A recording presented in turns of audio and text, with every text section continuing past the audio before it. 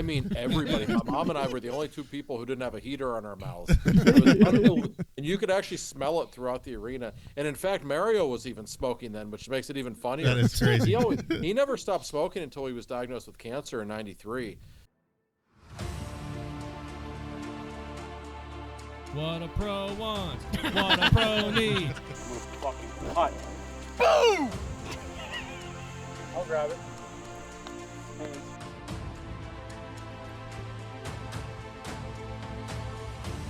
Aaron Rodgers, we were just talking about football. Hot start. Yep. We can cut that out and restart.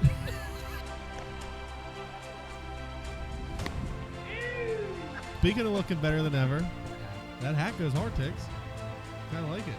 Tell you. We're the ones. You're the twos. Next.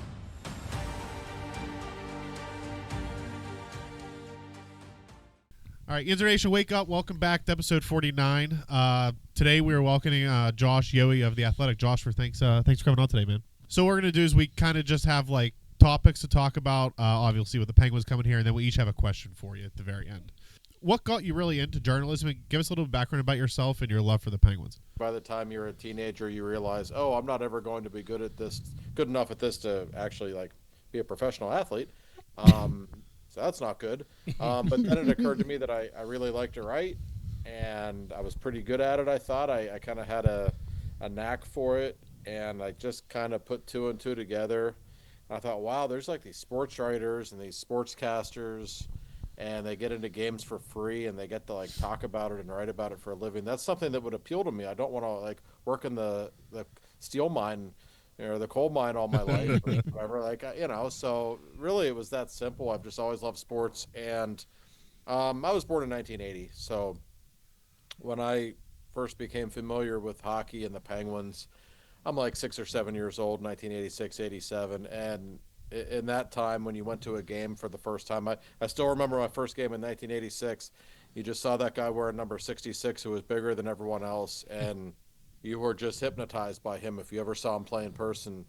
And I was just hooked immediately from that point on. And especially at that time, like the Penguins didn't have that big of a fan base. So it was more of like a cult thing. Like even in the 90s when I was a kid, like the Steelers, and even, believe it or not, the Pirates even then still had a lot more fans, I think, than the Penguins. It's not like that anymore. But at that time, it was like there was just this like small little group of us hockey fans, and we just kind of like stuck together. And now it amazes us because, the Penguins have this massive fan base. But back then, that's really what it was. I credit Mario more than anyone. Just seeing him play when he was young and just following his career as a kid just made me fall in love with the sport. We were all born in like the mid to late 90s here, but from what I hear, were you able to see Mario at like Civic Arena through all like the cigarette smoke? Because I know that they used to be allowed to smoke back in the days inside. Honestly, it's funny you say that. Like my memories of games, especially like in the late 80s, I was like 8, 9 years old, walking around the concourses. Everybody was smoking. I mean, everybody. My mom and I were the only two people who didn't have a heater on our mouths. And you could actually smell it throughout the arena. And in fact, Mario was even smoking then, which makes it even funnier. That is crazy. He never stopped smoking until he was diagnosed with cancer in '93. So back then, like some players did smoke. So like I can literally still see guys with hard hats on at the games. Like it was really like that in the '80s. Everybody was drunk. Everybody was smoking. Like it was a much different atmosphere. It was cool as hell, though. I mean, don't get me wrong. And it was like nowadays, Penguins. I always find Penguins crowds, especially compared to a Steeler game, like it's more of a wine and cheese crowd. It's definitely people with money, and you're not going to see any fights at a Penguin game, right? Whereas you walk into Steeler Stadium, the odds are you're dodging punches left and right. Yeah. So, but back then, Penguins fans were a little different. They were like more of a hardcore bunch, and I actually, not that I don't like Penguins fans now. They like make my, pay my salary for me basically. So I love them, but it was a different kind of a blue collar feel at games back at the Igloo. Listen, the Igloo was a dump, but it was a dump with character, and I miss that place. Games back then, trust me, they were awesome, and the cigarette smoke was a real thing. I can still smell it when I think back to games back then. It had a very strange kind of smell in that building, but it was awesome. All right, go Core. Yeah, Josh, the conclusion of the Four Nations tournament will take place this Thursday, featuring a rematch between the United States and Canada for the championship. Today it was actually announced that defenseman Quinn Hughes will replace the injured Charlie McAvoy for Team USA, so quite a decent pickup right there, I would say. How have you felt about the performance of Team USA throughout the tournament? And additionally, what are your overall thoughts on the tournament, including the representation of the Penguins in their respective countries? Team USA is the best team in the tournament, top to bottom. There's not. I'm not saying that out of any American bias. I just think if you look at the way they controlled play against Canada on Saturday night, obviously that game had a very memorable start. Oh, yeah. Then McDavid scores a highlight reel goal. And all of a sudden, then the Americans just methodically kind of took control of the game. They're way better defensively than Canada. They have a better goalie. They're the best team, but that doesn't mean they're going to win on Thursday night. I think the tournament in general has been great. I know a lot of people beforehand, like, this is stupid. This is just some made-up tournament. And I guess it is, but that's okay. Like I keep telling people, would you rather be watching the All-Star break right now? You Right, want to exactly. watch the All-Star game? I want to watch the slam dunk contest. Like, no, I'd rather watch like the Kachucks beating the hell out of Canadians, For real, like, yep. and the place going nuts. Like, that's what I want to watch. Yep. It's great hockey. It really is. These guys truly care about it, and the Olympics a year from now will probably be even better. Oh, yeah. But that said, this is on North American soil, and to see that game take place in Montreal, like the whole tournament, like even on the opening night, Mario walking out before the chills. Yeah, that was so sweet. yeah, I mean, he doesn't do stuff like that. So Right. to see him there and the crowd's chanting his name, that's how the night started. Then it ended with the crowd chanting Crosby's name, and we're in Montreal, not Pittsburgh. That was a spectacular night. So I've enjoyed the whole tournament. And as for the Penguins representation, listen, Sid's playing with one arm. Like, he can say he's healthy. He's not healthy. He couldn't even shoot a puck last week. And I was watching him skate by himself 10 days ago in practice. He couldn't even shoot. He's not 100%. He's definitely dealing with an injury, and he still leads the tournament in points. Yeah. In that play he made yesterday on the empty net goal, Huge hit. like crushes Granlund. Like, I've never seen Sid make a play quite like No, that before. no. I had to do a double look just to make sure that it was Sid that made that hit at Like, he center was ice. like lights up a dude at center ice and then scores the empty netter. Yeah. That was like a quintessential Sid moment. And Raquel was good. I think Erik Karlsson's been really good for Sweden, actually. Yeah. Oli Mata, a former Penguin, looked great for Finland. Jake Gensel, a former Penguin, is having a huge tournament for the Americans. So, no, listen, it has been captivating hockey, and we're all watching Thursday night. I know that. I have no idea who's going to win. I think Team USA is better. I also know not to bet against Crosby in that kind of a game. We've read this book many times before. So I don't know what's going to happen, but I think it's really great for the sport. I can't wait to watch it. Yeah. Me too. I kind of hope that they do this and like they skip a year, they do this, they skip a year, they do it at the Olympics, so that way it's the All-Star game. I mean, obviously this has kind of been like a fan favorite. I mean, at least we've enjoyed watching it. Kind of like you said, I think most people would rather enjoy watching this than like the fastest skater or the target you're shot, watching anything sports like that. that the guys actually care about playing. Like Right. the All-Star game, I feel like they just skate around, make a couple nice passes, shoot the puck. Like, this is actually something they care about. They want to compete and win. So. And it's physical too. Like I was real nervous at first to see if they were going to be real physical in this, but that I got that question answered rather quickly. All right, Josh. I mean, go ahead. and that wasn't like, I've heard people say, "Oh, the fighting was staged." Like, number one, who cares? Number two, like, Chuck and Hagel were trying to kill each other. Right. Like, that was like a real fight. I mean, that was like I am endlessly entertained by the Kachuk brothers. They look like the Hanson brothers from Slapshot in the penalty box. I don't know if you saw they were mic'd up, and there was like video. Yeah. Like, Brady was like, "Oh, you got him really good. That was awesome." Like, I mean, no, it's entertaining for sure. No, I couldn't agree more. Like, this is real to these guys. Well, even if it's just for bragging rights or whatever, and you can add in the political parts. I mean, listen, we all know what's going on with Canada and the United States right now, and the national anthem being booed, and everything that's become part of this story. So I suspect that did add to the intensity a little bit more. And they're the two best hockey teams in the world. I know, and I'm on record as saying that I hate this tournament's format because I think Russia should be involved. 100%. Yeah. And I think the Czech Republic should too, and all. There should be 8 teams, whatever. But these are still the two best teams. Like, the United States and Canada have destroyed Russia the last few times they've played internationally. I don't think there's much question these are the teams with the best rosters. So it's been wildly entertaining stuff, and people were into it. More than 5 million people were watching on Saturday night, and I suspect that number will increase for the championship game on Thursday. So it's great stuff. Yep. For sure. We'll move more just to the Penguins here. So just going over the current state of the Penguins, they're currently sitting at 23, 25, and 9, 55 points on the season. Currently puts them at 14th in the conference, 25th in the league. So not necessarily where we want to be right now, but we did start off the season with a bang, trading Yeager for McGrody. What were your thoughts on that deal when you saw it come through? It was an unusual trade. You don't usually see two big-time prospects move for each other like that.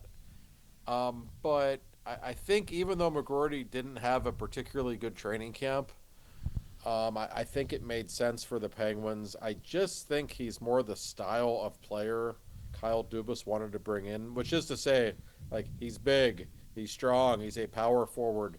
They don't have any muscle in their organization. And I also think that McGrady just is, in Kyle Dubas's opinion and their scouts' opinions, he's just a little notch higher than Braden Yeager. They just think he's going to be better. So if you have a chance to upgrade, you do it. And Dubas has been really smart this season, or in the past year, I should say, in terms of taking advantage of teams that are in a bad spot. Like, McGrady wanted out of Winnipeg.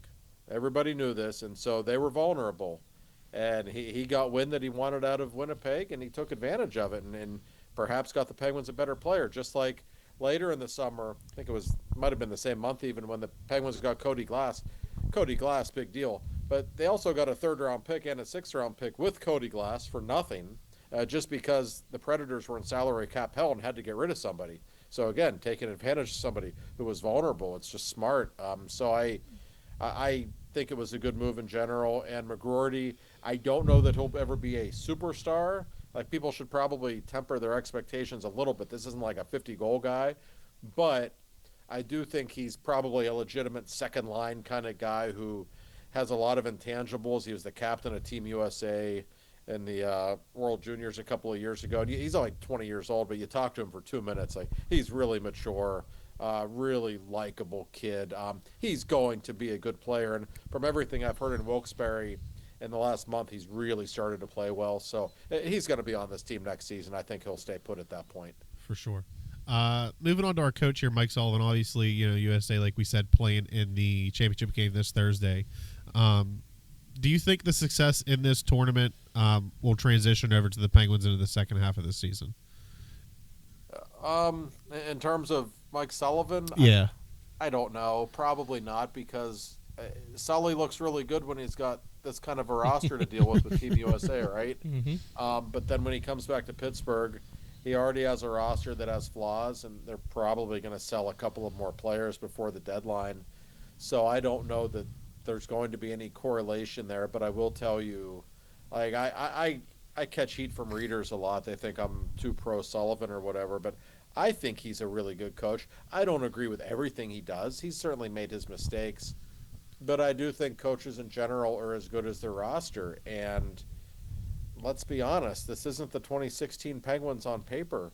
And even their great players, like, Sid's still really great. Like, Malkin's not. Like, he's still pretty okay for a second-line center, but that's kind of what Gino is at this point. Letang's not the same player he was 5 years ago. And they just haven't really developed any young players. Is that Sullivan's fault? Maybe to some extent, but I would suggest they haven't had a whole lot of talent in those young players. This isn't Jake Gensel and Brian Rust showing up like a decade ago. Right. This is a lot of, Sam Poulins, or who just aren't that good. So it's going to be really hard for the Penguins to make the playoffs given their situation right now. But I will tell you this, I don't think Mike Sullivan's going anywhere, and he's made it very clear to me that he wants to be the guy that is still coaching this team when they get good again, when they have a wave of young players that shows up. So we shall see. But I don't agree with everything he's done in the last couple of years. He's certainly made his mistakes, but when I look at the Penguins, I don't think coaching is their number one issue. For sure. Talking about just making moves here, a couple months ago, POJ returned back to Pittsburgh for practically nothing. He seems like he's playing pretty well at Letang. Seems like the two of them really haven't missed a beat on that top pairing recently. No, those two are really good together. I don't know why. They just maybe they talk French on the ice. I don't know what it is. Um, no, there's a comfort level, and we saw it last year, late in the regular season when those two played together. They were really good together. I thought that was the best that PO ever looked in a Penguins jersey. And there was a game, I think it was in April, real late last season. The Penguins went to Washington and beat the Capitals really handily, like 4-1 or something. And I walked past Kyle Dubas after the game, and I just said something like, "Oh, nice win, Kyle," or something like stupid like that. And he looks at me and he goes, he only said a couple of words. He looks at me, he goes, "How about P.O. Joseph?" Then he just walked away. I'm like, "Oh, guess I should mention P.O. if the general manager was pleased." Right. So honestly, they were so happy with how he played at the end of last year. I was shocked that they let him go into free agency for nothing. Now that you could have signed him for cheap, I was really surprised they let him go. Not that he's some great player, but he was certainly serviceable and willing to work cheap. So with that in mind, they go out and they get him a couple of months ago, and he's always going to struggle against big power forward types. Right. He's not a big guy. I mean, he's so skinny. You don't want him out there against Alex Ovechkin and Tom Wilson. Like that's not going to go well. But in the right matchups, he can be effective. He moves the puck well. He skates well. And he and Chris, man, they've got something. They're really good together. We're seeing it again. So I thought it was a really smart move to go out and get him for nothing. Keeping on the trade topic here. Last month we sent DOC and Pedersen to Vancouver. They both recently just signed extensions. I think DOC was either early this morning or yesterday. And we got in return that first two NHL players and a prospect. I don't know how your thoughts are on this, but I think that Kyle Dubas, those was a masterclass deal in order to get a first and a prospect, two NHL players for two guys on expiring deals. Totally agree. Funny story about that trade. It was real late at night. It was like midnight on a Yeah, Friday. it was like 11:45. I remember that. Yeah. Right. So the trade goes down, and I'm thinking, oh, Vancouver, this is great. So I can talk with my old friend Jim Rutherford because you never miss an opportunity to get Jim on the phone because he likes to, Right. Jim likes to talk. So I'm thinking, oh, jeez, it's almost midnight. Like, oh, Vancouver, it's only 9 o'clock there. So I didn't even know what the details of the trade were. All I knew at that point, I got a text from somebody in the Penguins organization said Pedersen's gone, so I knew the trade had happened. So I texted Jim. I said, hey, give me a call if you get a chance. I know it's late. 2 seconds later, Jim calls. Like, great. Jim. All right, Jim, I know Pedersen drew. Like, what'd you give the Penguins back in return? And he says, well, we gave them our the first round pick that the Rangers just gave us. And there was a pause, and I said, really? And he goes, yeah, why not? I'm like, oh no, nothing personal, Jim. I was surprised that the expiring contracts of Marcus Pedersen and Drew O'Connor would get not only a first round pick, but potentially a pretty good one. The Rangers aren't that good. Right. So, And even if the Rangers bottom out and they keep their pick this year, which if it's a top 13 pick, I think it is, they keep the pick. But then you get their first round pick unprotected in 26, and that's the way better draft. So that's not a bad thing if they end up with another first round pick in the 26 draft, which is apparently loaded. So, and you got a pretty decent prospect as well, former third round pick. So I thought Dubas did a wonderful job in that deal, which makes me think now it's such of a seller's market. Like the Dallas Stars gave up a first-round pick for Mikhail Granlund. We actually talked about that. Like, if you're getting a first-round pick for those guys, like what could Rickard Rakell get you? Yeah. I don't know that the Penguins. In fact, I know they don't want to trade him. But man, if somebody throws a ridiculous offer at Dubas, like gives you a first-round pick and like their best prospect or something, I think then you have to think about it, right? Yeah. I love Rickard Rakell. He's a good player, good guy, and I know you don't want to strip Sid of another really good line mate, but man, if teams are going to be that aggressive, Rickard Rakell is a really good player. He's not Pavel Bure. Like you can always find another Rickard Rakell. Yeah. So it's a position of power that Dubas is in right now, and I think we really learned it that night when you can get a first-round pick for Marcus and Drew, who are two nice NHL players, but these are not star players or anything that we're talking about. No, it's a great trade. Yeah, I was actually just going to ask what your thoughts were on how Rakell played this season, and obviously 25 goals, leading the team right now. Making $5 million. My question was, like if a WoW offer came in, like I think Dubas at that point just kind of has to pull the trigger. Yeah, I mean, I know he doesn't want to. He doesn't want to get rid of everybody all at once, and I understand that. And I know people say, "Well, who cares? You got to get all the assets," and that's true. And Sidney Crosby is the farthest thing from a diva there is in sports, but you still, have to give him somebody to play with. And I know he still has Brian Rust, and Rust is having a wonderful year. Rust gets hurt a lot too, and you don't want Sid out there, skating with Kevin Hayes or something. I mean, you still have to surround great players with someone that they can play with. So I don't think there's urgency to trade Raquel. And in fact, next season or even this summer, you might be able to get even more for him at that point. And that's because the salary cap is skyrocketing. It's going way up. And therefore, there are going to be teams out there that say, man, Rickard Raquel for only $5 million a year? Yeah, I'll give you this and this and this for that. Yeah. So it might be in Kyle's best interest just to hold on to him even for a few more months. Let him play out this season because he's every bit as valuable this summer or next fall as he is right now. Maybe more so. But like you said, and like I said, if somebody wants to make a crazy offer for him, I don't think he should be untouchable as good as he's been. And he's had his best season with the Penguins. He's going to score 35 goals probably. And what I love about his game, like, he's not a perimeter player right now. He goes to the net. He gets his nose dirty. He plays with a physical edge, and I think that makes him even better to go along with that natural finishing ability that he has. So nothing but good things to say about him.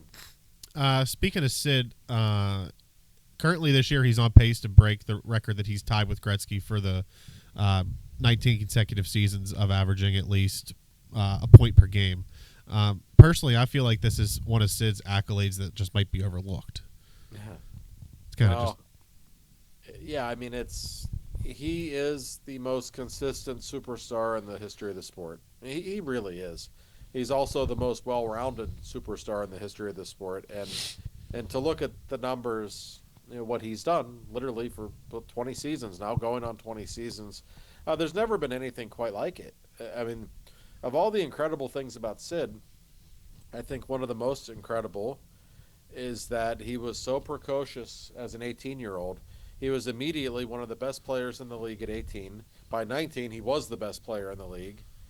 And here we are, he's 2.5 years shy of 40. And he's still one of the 10 best players in the league. Like, think about that.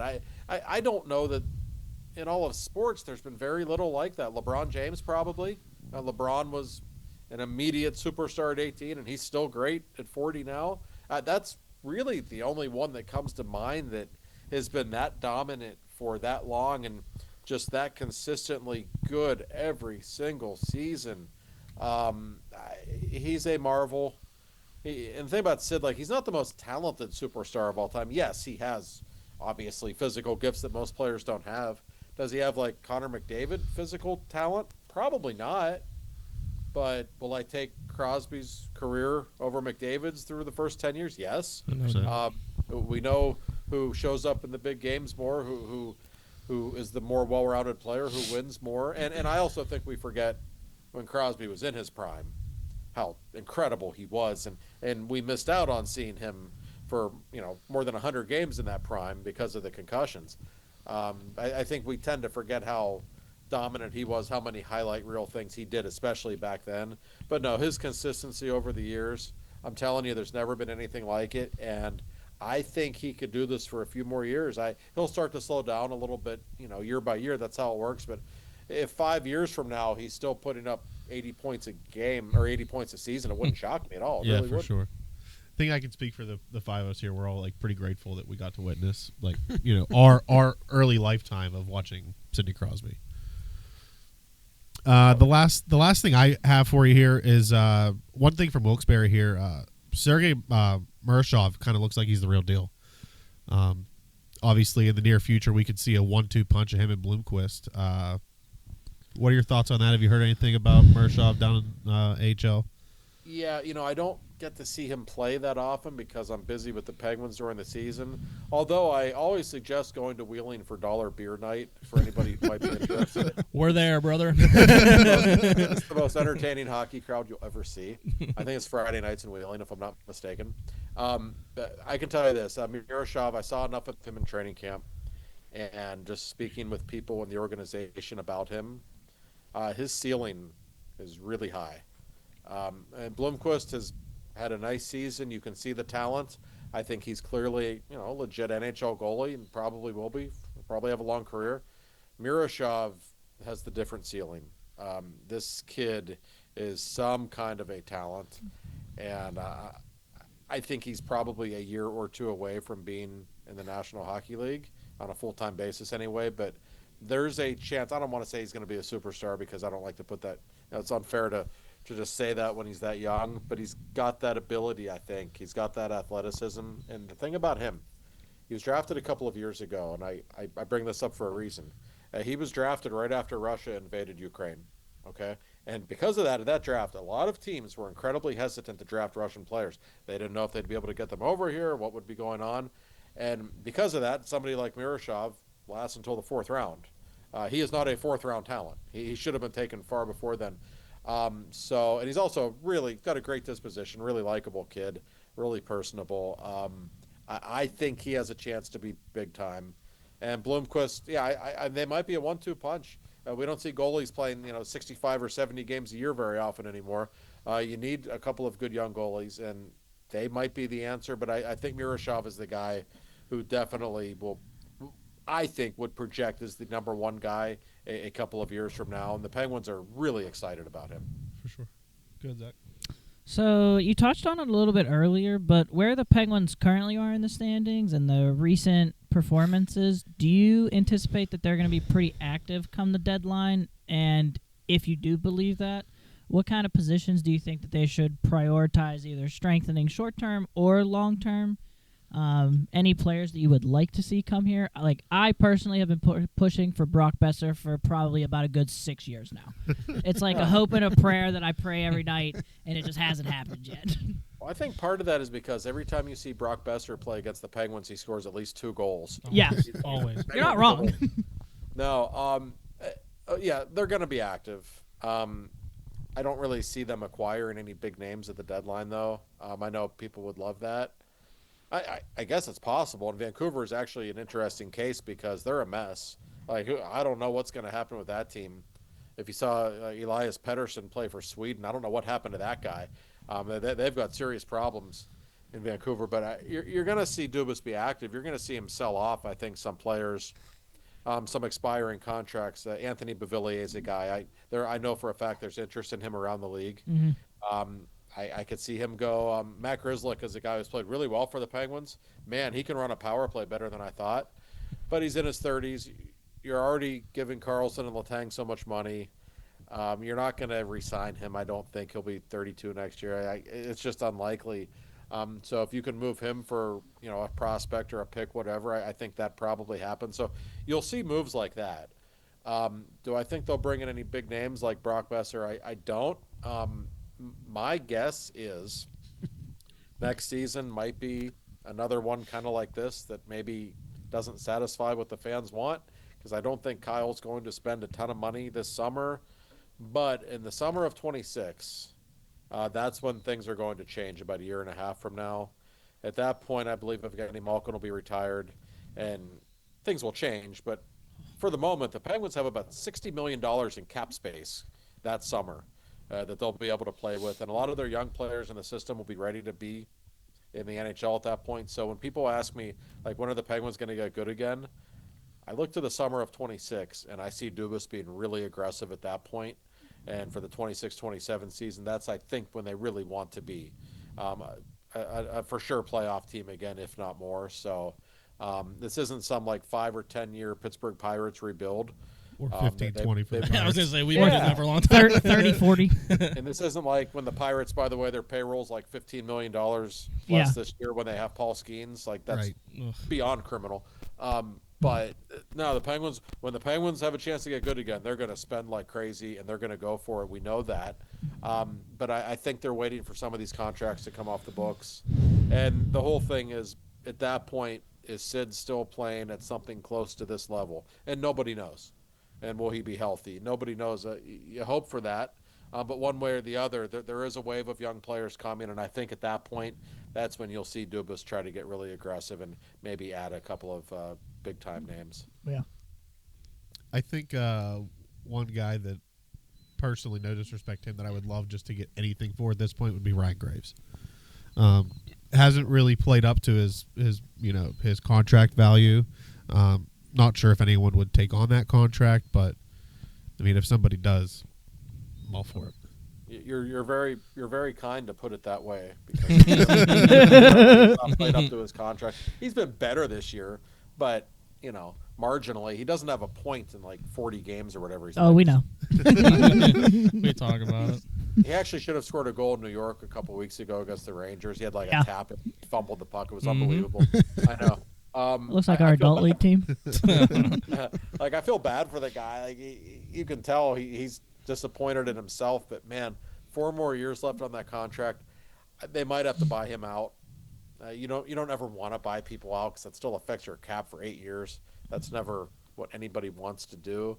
The only way you can get rid of him, and I've theorized about this, maybe if you throw a couple of draft picks at a team, or throw a good player at a team and say, hey, we don't even want anything in return. We just want you to take this guy. I mean, sometimes you see that with trades. That I think that's the only way they get rid of him, and they might be in the same boat with Tristan Jarry. Like, there would be a team if Jarry was only making $2.5 million a year instead of $5.5. I guarantee you there are teams that would, all right, he's got talent. Let me take a crack at him. But when they see, 3 years left at $5.3 million, that's pretty unlikely to happen.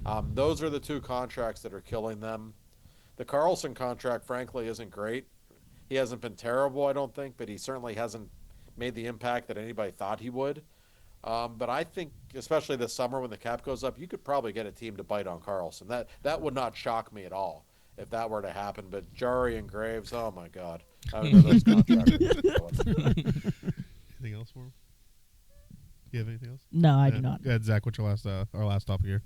Yeah, we just wanted to know what your prediction was for the rest of the season and beyond, I guess, into the off season. For the Penguins specifically? Yeah. Hey, I don't think they're going to make the playoffs. They're 6 points out, so anything's possible. And we saw them go on that run last year when they almost got in, which really would have been quite a story. I don't think they're going to collapse and fall to the bottom of the standings, but their schedule is so brutal coming up. They've got, right off the bat, they've got Capitals, Rangers, and back-to-back with the Flyers isn't that bad, but then you've got to go at Vegas and at Colorado and at Minnesota on their next road trip after that. And by that point, man, they might be just about done. So I suspect they might have a top 10 draft pick this season, and that's something they could certainly use. It's not a great draft, but I don't care if it's a good draft or not. You get a top 10 pick, you can still make use of that. That's just what I see. I for this team to make the playoffs, they'd have to go something like 17-5-4 down the stretch. There's nothing that we've seen from them that would indicate they're capable of putting together a stretch like that. The good news is they're actually going to be pretty healthy when the season resumes. Evgeny Malkin and Brian Rust practice today. They're good to go for Saturday against the Caps, so that's great. But this team has a lot of flaws, and I'm telling you, Sidney Crosby's not healthy.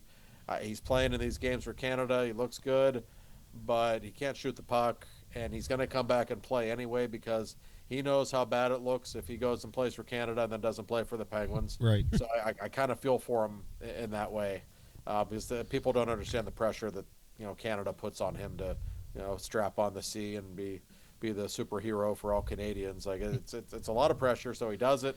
Hopefully he'll be able to get healthy here in the second half. But to imagine this team making the playoffs, you never say never, but the odds are very much against them. But come this summer, I think it's going to be really fun for Penguins fans because you're going to see all these draft picks, all these new prospects, and training camp in September is going to be great because unlike previous years when we knew who was going to be on the team, Like, we're not going to know. There's guys from Wilkes-Barre who actually have talent who can really make a difference and make this team starting next season. So this is kind of a new era for the Penguins. They're not calling it rebuilding because that sounds bad, but that kind of is what they're doing. It is. Even though Crosby and Malkin are still on the team, so they're not rebuilding. They have all these Hall of Famers, but no, they are. They're just doing it while they're still here. Speaking of Hall of Famers, we each have one question for you here. Do you think that the Penguins' big three will all retire as Penguins? Crosby 100% yes. Malkin 100% yes. Letang, I'm not sure. I've always wondered about him. I never sensed it was quite as important for Chris to retire in Pittsburgh as it was for Gino and Sid. Letang, like, I don't know, his family moved to LA last year. His wife and kids are in LA most of the season. Like, if the Kings or Ducks wanted him, would he maybe be okay with it? I'm just throwing things out there. I haven't heard that. It wouldn't shock me. So if I had to guess, I'd say Crosby and Malkin will retire Penguins. Maybe Letang will finish up in his hometown of Montreal or California, somewhere like that. I think that's conceivable. It's kind of 50-50 with Chris. But I really think Malkin, he has 1 year left on his deal. I think he will play one more season and then retire. I feel pretty confident about that with him. Speaking of the Capitals, Ovechkin, I don't think it's rather will he do it, it's rather when will he do it. Do you think he'll break the record this year? 27 games left, 16 goals to go. Does he have it in him for this year, or do you think he won't retire until he gets it? Oh, he'll keep playing until he gets there. 50, and he would just stand in his circle. And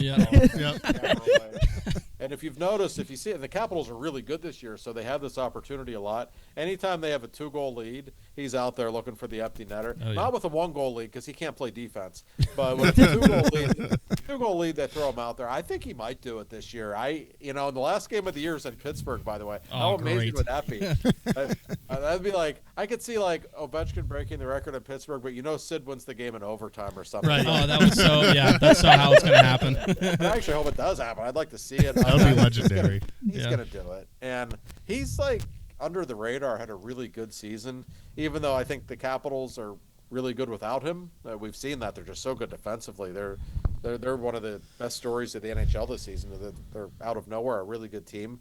But Ovi looked bad last year. Like he did, especially in the first half. He looked terrible. He looked washed up. He didn't look good in the playoffs either. Great players just find ways, That guy just knows how to score goals. And I wonder how much longer he'll play after he breaks the record. I don't know. I never – he's won his cup. If he breaks the record, it's not like anyone else is going to catch that record anytime soon, if ever. But it's a matter of time. I think he might do it this season. 16 and 27, that's a lot. But he'll probably get 3 or 4 empty netters in there. Honestly, I bet he will. That's okay. They count too. I would not be surprised at all if he does it this season. For sure. I didn't know if you were going to ask the second No, part I'm of your good. question. Okay. My question is, over your career, who has been your favorite player to talk to / interview? Oh, man. I mean, there have been so many. I have been blessed in that locker room. It's hard for me to pick one. We all miss Marc-Andre Fleury quite a bit, who everything you've ever heard about him is true. Just the funniest human being on earth. And goalies have a reputation for not being great to deal with, and often they're not. In Pittsburgh, we've been pretty lucky, but Fleury was like just the opposite of that, just the most engaging, likable guy. So I miss him a lot. Ian Cole, certainly a favorite of mine, always very chatty with the media. Ian Cole and Ben Lovejoy were 2 wonderful interviews. We always appreciated both of those guys. And just going back to the Cup years in 16 and 17, Matt Cullen, man, what a good guy he is, and just like the ultimate gentleman. So all of those guys make my Hall of Fame list. And honestly, Sid doesn't always have the flashiest things to say, but he is so wonderful to deal with on a daily basis. Like when Edmonton was in town last month, like people went to talk with McDavid, and Connor's not talking to the media today, or not that he's a bad guy, but like a lot of guys are like that. And then you come to Pittsburgh, and all these reporters from out of town are like, "Oh, does Sid talk every day?" I'm like, "Yeah." I go ask him a question. I'm like, "Yeah." Like I've seen it. Like people say, "I'm so and so from the Buffalo News or whatever." Sid has no idea who it is, but I'm like, "Yeah, sit down. What do you have to ask me?" And he'll give you like a 10-minute one-on-one interview. Like nobody else, like star athletes don't do that. The Steelers have guys like they talk once a week, and if you miss you missed Najee on Friday. Well, good luck. You can talk with him a week from now or whatever. Like Sidney Crosby is the most accessible superstar ever. So trust me, people in my line of work, man, do we appreciate it. We got one more question here for you.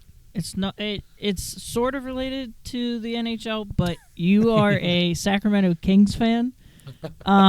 So with the current state of the NBA and their All-Star game that just concluded over the weekend, I have no idea if you watched it or not. I'm sure you heard about it because I feel like everybody has been talking about it. Do you think that it would be wise for the NBA to shift to something similar to the Four Nations? And what did you think of the Kings shipping out Fox? I was not expecting a question about my beloved Sacramento. Not happy about the De'Aaron Fox trade. Not happy about the direction of the franchise. 2 years ago, I thought we had something. We took the Warriors to 7, which was a great series in the first round. Yep. And nobody wants to play in Sacramento. That's the problem. And NBA players have way too much power. They have an absurd amount of power. They control the league. And that's why you get 5 super teams like we saw when LeBron and Dwayne Wade started it. And I don't think it's good for the sport. I don't think all-star games are ever good for sports. I don't know if it's because I was a kid or what, but when I was a kid in the 80s, 90s, I enjoyed all-star games. I really hate them now. And nobody plays hard. It's just, to me, it's pointless. I guess kids like it, maybe, but I like to think there's something better we can do.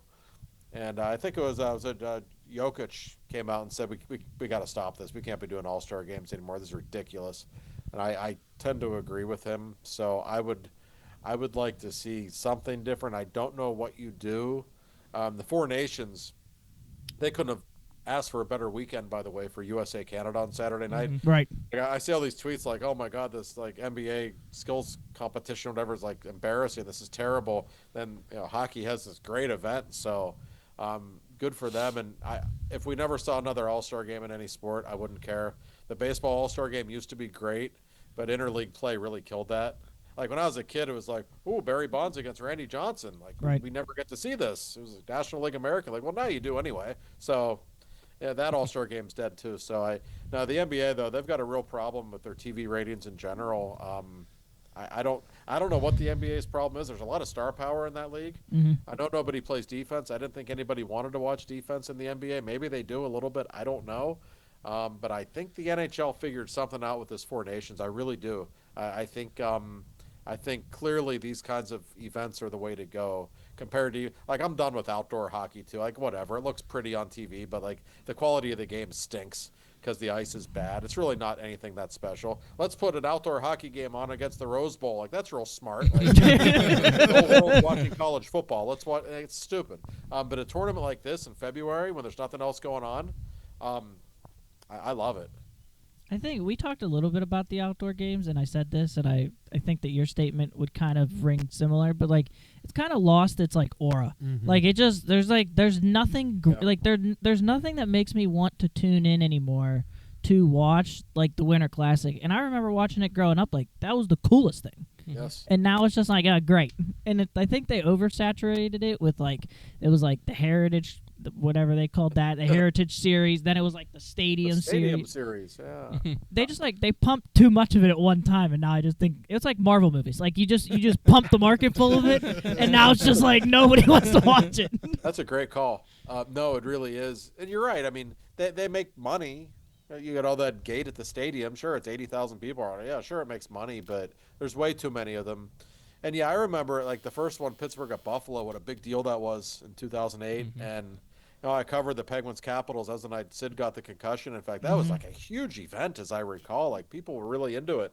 But now, it was New Year's Eve or New Year's Day. I'm trying to watch Blackhawks Blues. Why would I want to watch the St. Louis Blues play hockey under any circumstances? Yeah. I don't care that it's at Wrigley Field. That's great. I I can watch the Cubs play at Wrigley Field Right. 81 times in the summer. Like, well, it's to me, it's run its course. All-Star games have run their course. That's okay. These things happen, but they're going to do these World Cup of Hockeys every other year. Yeah. And I'm all for it. They could do it every year. I wouldn't care. I think it'd be great. I know you don't like to shut down the league every year for a couple of weeks, but whatever. I mean, it certainly has captivated, I think, fans, and not just hockey fans. Like, I've heard so much from people who are just casual sports fans, like, hey, that was really cool. Like, I watched that game Saturday. That was awesome. So I think hockey needs more of that kind of thing. For sure. You guys got anything else for Josh? Nope. Yeah. Josh, thanks for stopping by today. Thanks for chatting with us. Really appreciate your time, and talk to you soon. Yeah, my pleasure, guys. Anytime. All right. Thank you. Thanks, Thank Josh. you. See you Good guys. luck rest of the See ya. season. No, thank you. Bye.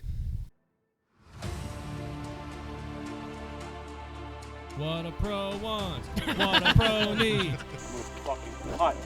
Boom! I'll grab it. Thanks.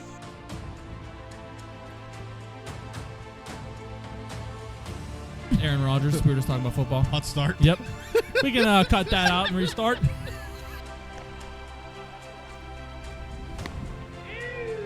Speaking of looking better than ever, that hat goes hard, Ticks. Kind of like it. Tell you. We're the ones. You're the twos. Next.